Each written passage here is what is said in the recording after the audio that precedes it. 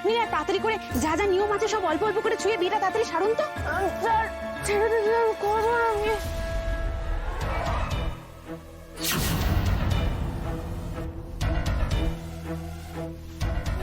আরে এত ছটফট করবে বিয়েটা দেবো কি করে? স্যার তুমি আরেক গ্লাস শরবত নিয়ে এসো তো, ওকে খাইয়ে দাও। আহা থাক না, আর খাওয়াতে হবে না। ইয়ে ফুলসজ্জা এই অবস্থাতেই। দাদা আগে বিয়েটা তো হতে দিন। গিন্নি তুমি নিয়ে এসো তো শরবত, যাও শিগগিরি যাও।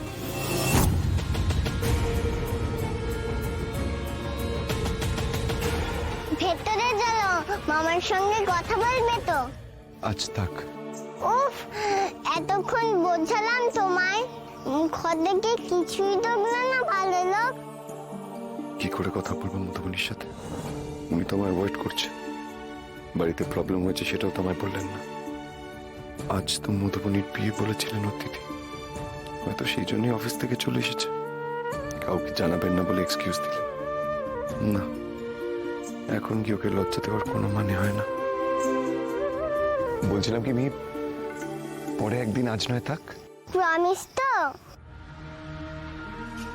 প্রমিস। যাও। জানি না মিহিকে দেওয়া প্রমিস এবার রাখা হবে কিনা। সেই পরের সময়টা আস্তে আস্তে হয়তো মধুবনী সত্যি অন্য কারোর হয়ে যাবে। মাম্মা দরজা খোলো, মাম্মা মাম্মা দরজা খোলো, দরজা খোলো। বাচ্চাটাকে তো এখনই আসার হলো দেখছি। একদম মাম্মা দরজা খোলো।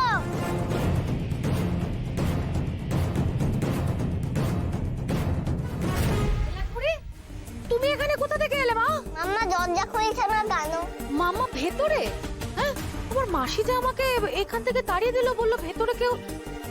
তুমি তো কিছু মধু, মধু, আয় মধু, দরজা খোল না মধু।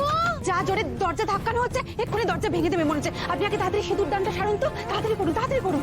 ভালো লোক, কি হয়েছে মেয়ে? ভালো লোক তাড়াতাড়ি চলো, মাম্মা দরজা খুলছে না।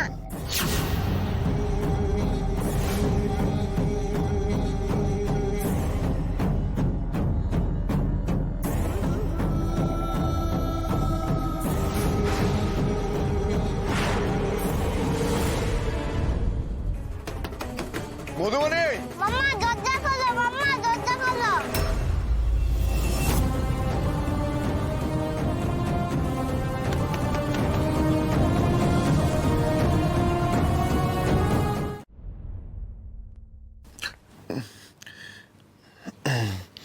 আপনি ওনাকে মণিমা বলে ডাকেন?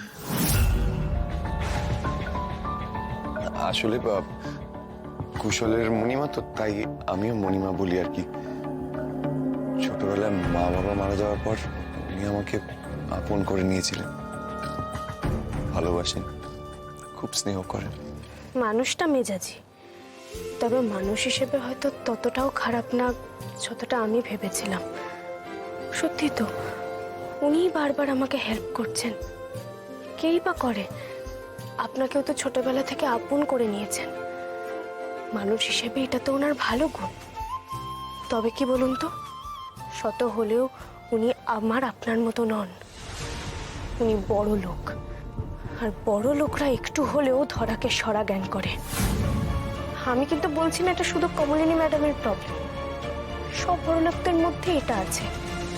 কমলিনী ম্যাডামও তার ঊর্ধ্বে নন, এই জন্য এই বড় লোকদের একেবারে সহ্য করতে পারি না। সেই জন্যই আমি ওনার প্রতি সারা জীবন কৃতজ্ঞ থাকলেও ওনার এই ঔদ্ধত্য, যার তার গায়ে হাত তোলা, এগুলো আমি কোনোদিনই সাপোর্ট করব না। মধু, হ্যাঁ মা, আমি বরং এক কাজ করি, আমি তোর মেশোকে গিয়ে বলি ওই দরজাটা সারাবার একটা ব্যবস্থা করতে, কেমন?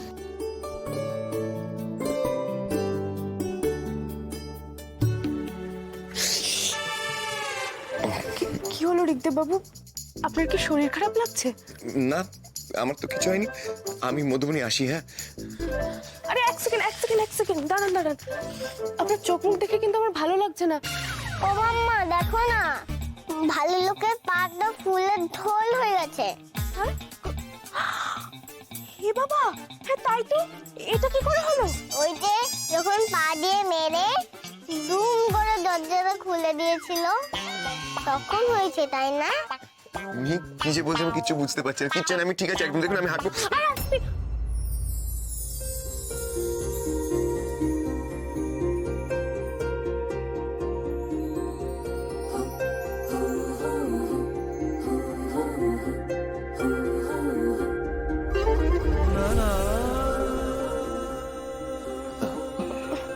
আপনি আপনি চলুন তো, বসবেন।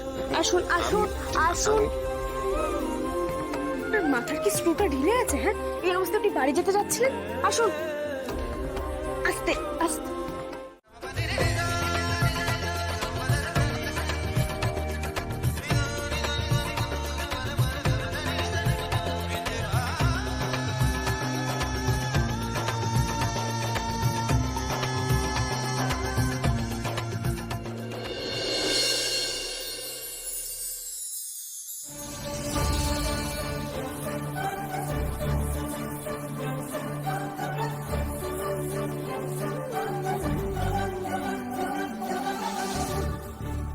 মামা, আমার যখন কোথাও ব্যথা করে তুমি যে একটা গিলি গিলি হুশ করে দাও, সেটা করো না ভালো লোককে।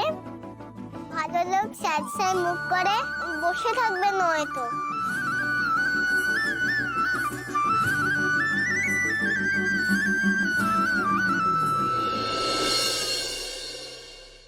মাম্মা মাম্মা, ভালো দাদু আমাদের লজ্জাটা সরিয়ে দিয়েছে আর আমি খুব আদর করে দিয়েছি। নিশ্চিন্ত হওয়া গেল।